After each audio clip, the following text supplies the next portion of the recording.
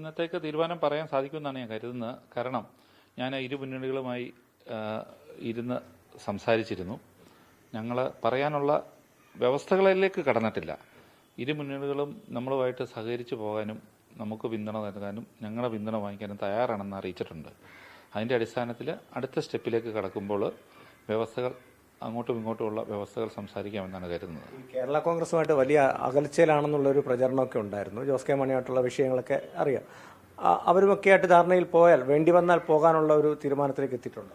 ഇതൊരു വ്യക്തിയോ ഒന്നുമല്ലല്ലോ. ഞാൻ ഇടതുപക്ഷ മുന്നണിയുമായും ഐക്യ ജനാധിപത്യ മുന്നണിയുമായിട്ടാണ് സംസാരിച്ചിരിക്കുന്നത്. അത് അവരെ പ്രതിനിധീകരിച്ച് ആളുകൾ വന്നിരിക്കുന്നു. ഇപ്പോൾ എന്നോട് സംസാരിച്ച ഇടതുപക്ഷ മുന്നണിയുടെ നേതാക്കന്മാരാണേലും ഒരു പ്രസ്ഥാനത്തിനെ ലീഡ് ചെയ്യുന്ന എൻ്റെ സംസ്ഥാന ലെവലിലുള്ള നേതാവാണ്. അതുപോലെ തന്നെ അവർ പറഞ്ഞിരിക്കുന്നത് ഇടതുപക്ഷത്തിലെ എല്ലാ കക്ഷികളും രണ്ടാം കക്ഷിയും മൂന്നാം കക്ഷിയും ഒക്കെയായി സംസാരിച്ചതിൻ്റെ അടിസ്ഥാനത്തിൽ ഉന്നതരായ നേതൃത്വവുമായി സംസാരിച്ചതിൻ്റെ അടിസ്ഥാനത്തിലാണ് ഞാനുമായി സമ്മതിച്ചിരിക്കുന്നതെന്നാണ് അവർ പറഞ്ഞിരിക്കുന്നത്. അതുപോലെ തന്നെയാണ് UDF നേതൃത്വം. അവരും പറഞ്ഞിരിക്കുന്നത് എല്ലാ ഘടകകക്ഷികളുമായിട്ട് സംസാരിച്ച് അതാണ് ചർച്ച തുടങ്ങി വെക്കാൻ കാരണമായിരിക്കുന്നത്. ഈ ഇരു മുന്നണികൾക്കും അംഗീകരിക്കാൻ പറ്റാത്ത തരത്തിലുള്ള ചില വ്യവസ്ഥകളാണ് വിരുമുളിക്കം കണ്ടം മുന്നോട്ട് വെക്കുന്നത് എന്നുള്ള ഒരു ചർച്ച സോഷ്യൽ മീഡിയ സജീവമായിട്ട് നടക്കുന്നുണ്ട്.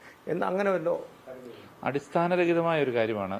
ഒരുപക്ഷെ എനിക്കറിയാം തുടക്കം മുതൽ നിങ്ങൾ ഉൾപ്പെടെയുള്ള മുഖ്യധാര മാധ്യമങ്ങൾ അതുപോലെ ഞങ്ങളുടെ ജനസഭ കൂടിയപ്പോഴത്തെ ചർച്ചകൾ അതിൽ ഉരുത്തിരിഞ്ഞ അഭിപ്രായങ്ങൾ ഒരു ഘട്ടത്തിലും ഒരു ആവശ്യവും ഒരു മുന്നണിയുമായിട്ട് അവർക്ക് അംഗീകരിക്കാൻ പറ്റാത്ത ഉൾക്കൊള്ളാൻ പറ്റാത്ത ഒരു വലിയ വ്യവസ്ഥകളിലേക്കൊന്നും ഞങ്ങൾ കടക്കത്തില്ല.